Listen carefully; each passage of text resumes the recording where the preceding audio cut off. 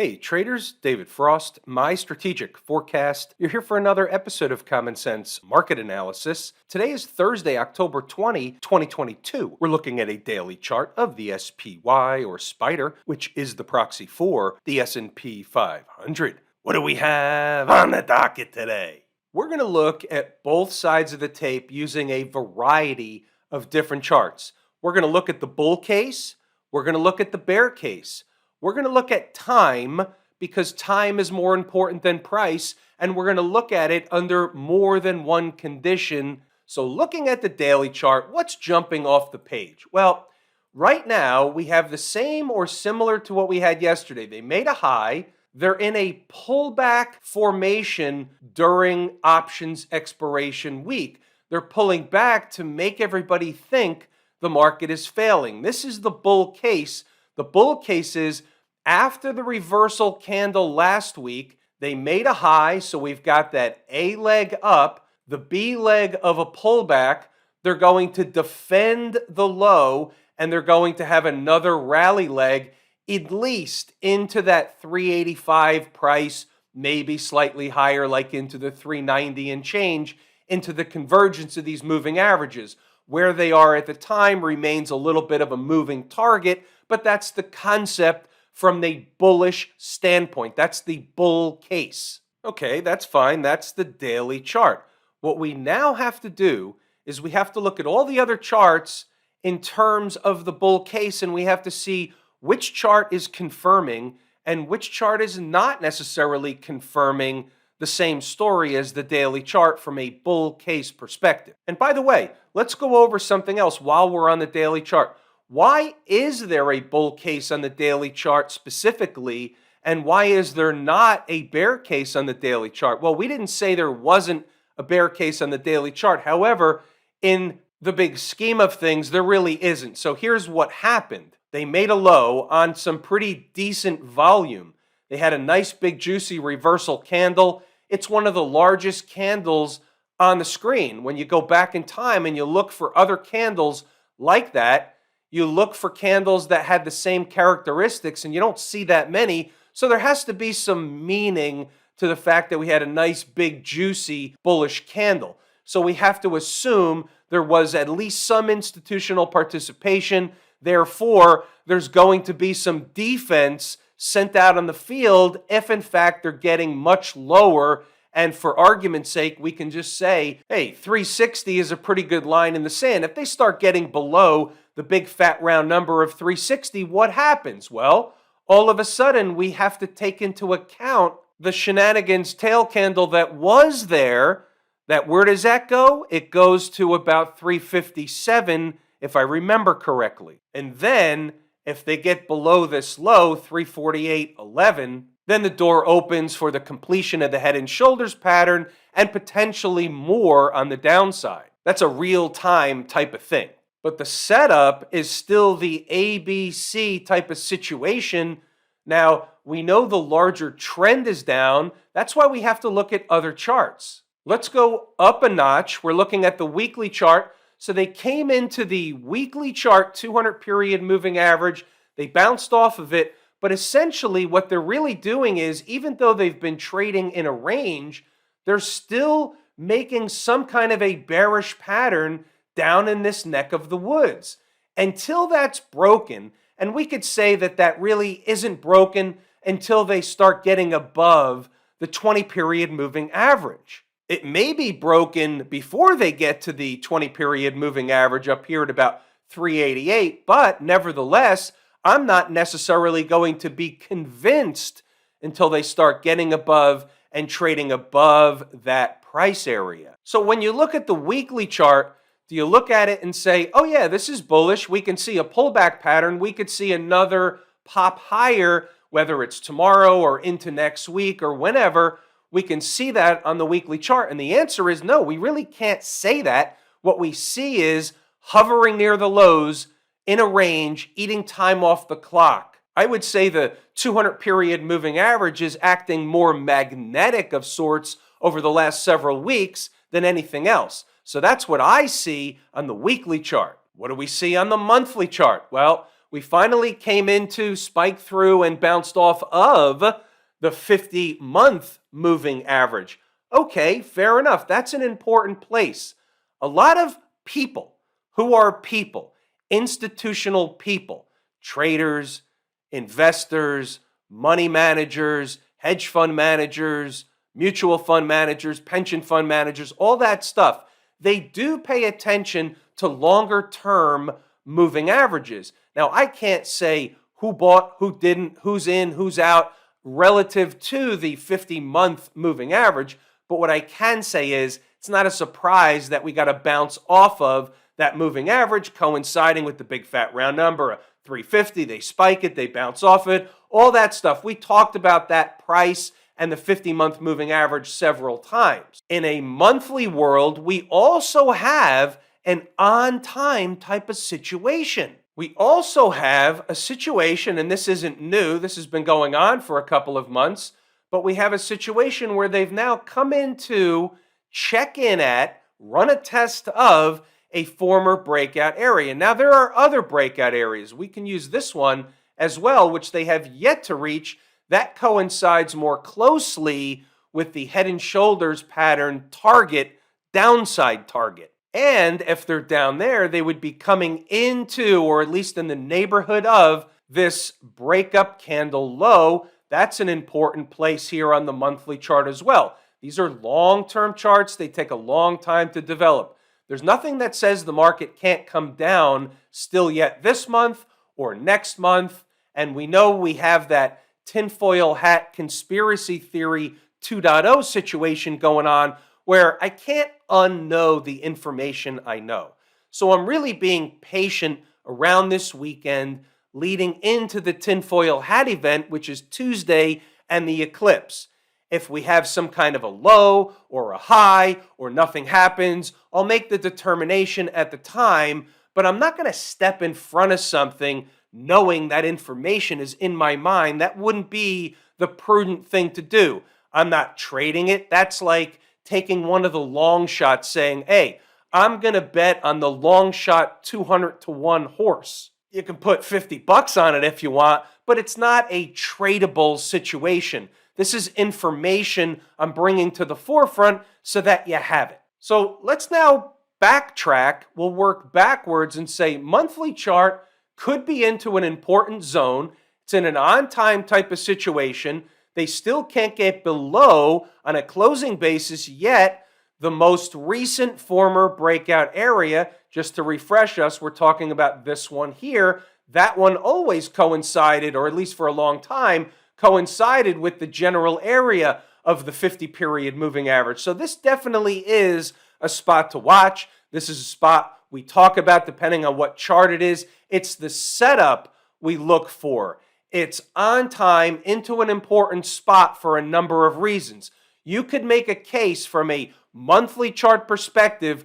We have a full stack situation poised for nice bounce for a month or two.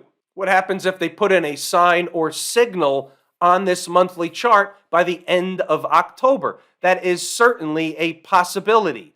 We're watching. It's a monthly chart. Doesn't really take hold. Can't make the assessment until the month closes. Weekly chart. We can't really say the same thing about the weekly chart. In our book, in my book, the weekly chart really is more bearish than it's bullish. And by the way, even getting above this high here, that was a failure point. The high is 379.46. For rounding purposes, we'll call it 380. That should be a pretty good signal that they're on their way to a more important spot.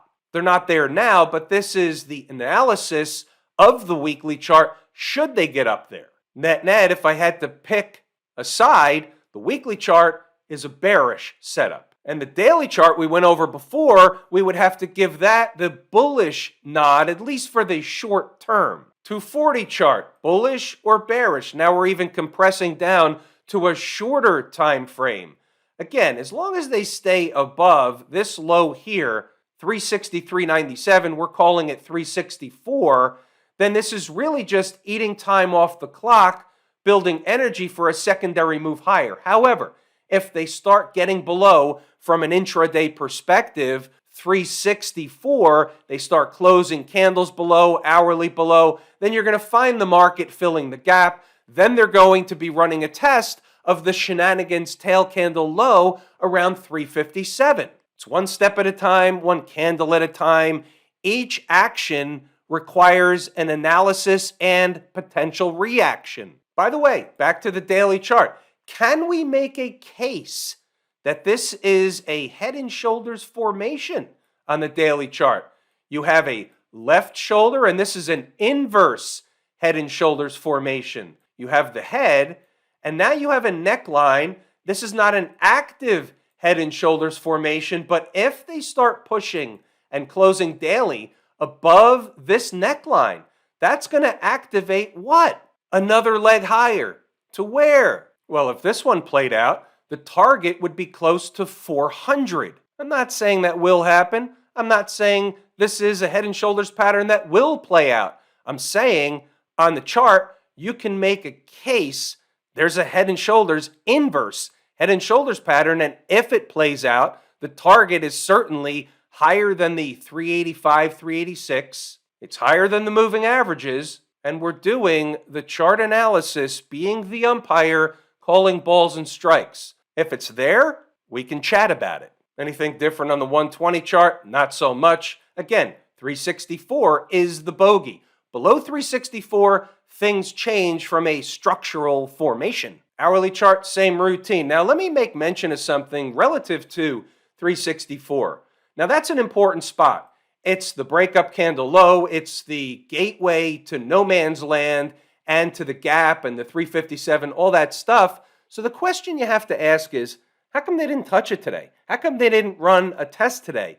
Are they waiting to gap below it? Or are they going to leave it alone and actually go higher tomorrow and into next week? All those things are possible. We don't know, but it's interesting to think about, why didn't they run the test today in the afternoon when they had the chance? And they certainly had the chance. There are no accidents or coincidences. For them to go down another 50 or 60 cents, they could have certainly done that. Let's take note of one more thing. On the 18th, 2 days ago, Tuesday, the market gaps higher and it sells off. Then yesterday, the market opens, runs up, stalls out, and trades lower for the rest of the day. Today, the market runs up and trades lower for the rest of the day.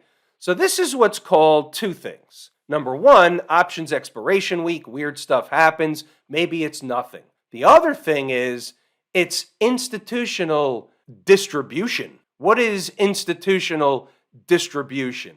It's when the market pops up, being driven up by a mysterious force, and then all of a sudden, the market comes right back down, giving somebody a chance to sell into the strength, because that is what happened. The only way the market came back down is for the money flow out of the market. The only way for the market to go in is for the money flow in the market. Now, it's unlikely that the money flowed in and out by the same set of group of people. Generally speaking, it's one group sending it up and another group sending it down. The group that sent it up generally gets a pie in the face, unless they were sellers along the way, treated as a business, and top-ticked the market. And I say all that tongue-in-cheek, but you understand the concept. It's institutional distribution. The market goes up early and it trickles down the rest of the day. That's a classic sign.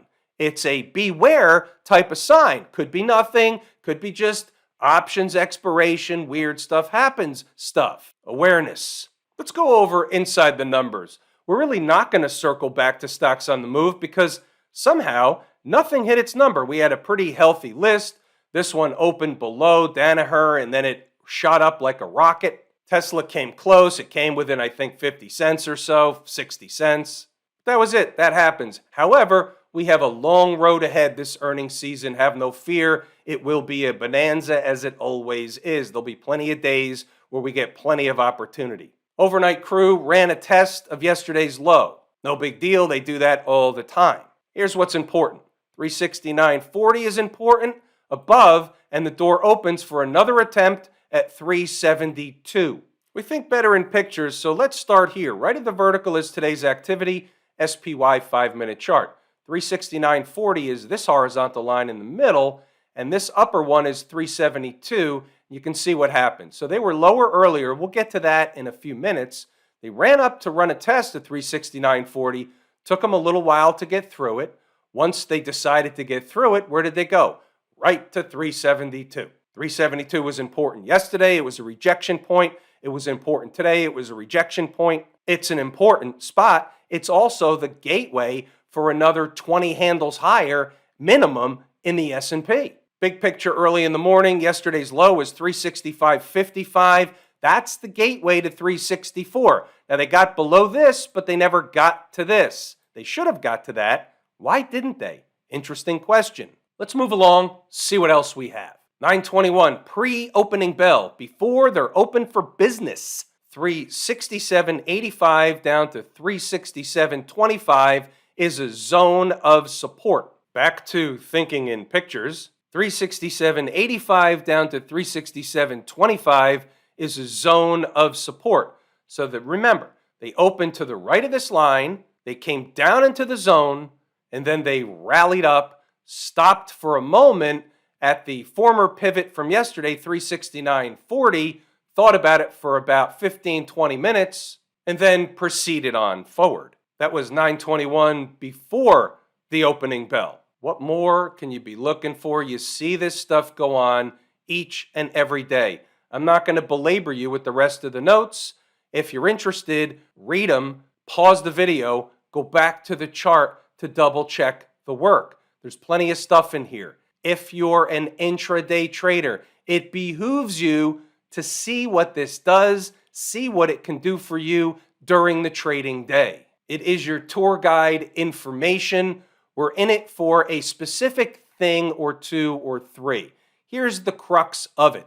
80% of the time, this is what we're going to get and what we're looking for. We're going to get 1 or 2 S&P morning trades. We're going to get 1 to 3 stock on the move type of trades. It's a morning business. You pack your stuff, you go about your day. 80% of the time, even 85 or 90% of the time, the total business is done in the morning session. Be a 90-minute trader. Just to take a look at a couple of the charts. Danaher, it opened below, it ripped up. Too bad. Tesla made its low at 202 even. Our number was like 201.40 or 60 or something down there. It's peeking out. I can't see it. That one, I have to tell you, was a heartbreaker. I was absolutely locked and loaded. What's going on over at Camp IWM? Any new information? Not really. It's the same setup. It's the same stuff that we went over from a short-term perspective, certainly daily chart perspective on the SPY. You have the same A, B, C routine working, A, B, potential C, we don't know, but that's the pattern, that's the setup. You do not, and I repeat, do not have the same opportunity for the head and shoulders, a reverse head and shoulders pattern. Why is that? Because this line goes the wrong way. If you want to learn more about how this works, Lazy E-mini Trader, I teach it in the course. What's the weekly chart of Camp IWM saying? Well, it's even more bearish than the other one. Below all the moving averages, making a bearish, flaggish, wedgish kind of thing. They tried a couple of times to run a test in the neighborhood of the breakdown candle high. The most recent one, this one over here, the high is all the way up at 181 and change. They got to a high of 177.29. They couldn't even get there. They couldn't even get to the convergence of moving averages. That's interesting. It's a bearish, flaggish kind of thing going on. We got a bear box on our hands. There's your bear box. Above those moving averages, things will change. Staying below them, and they will not. Staying with the weekly concept for a moment, the folks down at the transportation department look very similar to Camp IWM. My number 1 and number 2 favorite market leading indicators, they look very similar on the charts in terms of the bearish, weekly, wedgish, flaggish kind of thing, hovering around that 200 period moving average. Why haven't they been able to find support and bounce away? They're hovering. Why is that? Is the destination somewhere lower? Weekly chart is bearish. Daily chart was looking good for a while. Now they're breaking down. All of a sudden, back below that 20-period moving average begins to change the look of the daily chart and what we've been discussing. They tried to run a breakout operation the other day, tried to get above the high, couldn't do it. Instead of going sideways, they've fallen away. That's a bearish thing going on. The Q people, it's kind of a tweener. It's not so bullish as some of the others, and it's not quite as bearish as some of the others. From a weekly chart perspective, it is bearish below all the moving averages. Can't get back above that 200-week moving average. Until they do, no dice whatsoever. Weak, below the moving averages, the trend is your friend. The trend is securely down. It is what it is. If it walks like a duck and talks like a duck, generally speaking, you've got a duck on your hands. Weekly financials, XLF, bearish yet again until they can bust above the most recent breakdown candle high, which coincides in the neighborhood of the 20-period moving average, 3250, 3260, until they can start closing weekly above that price. This is the weekly chart.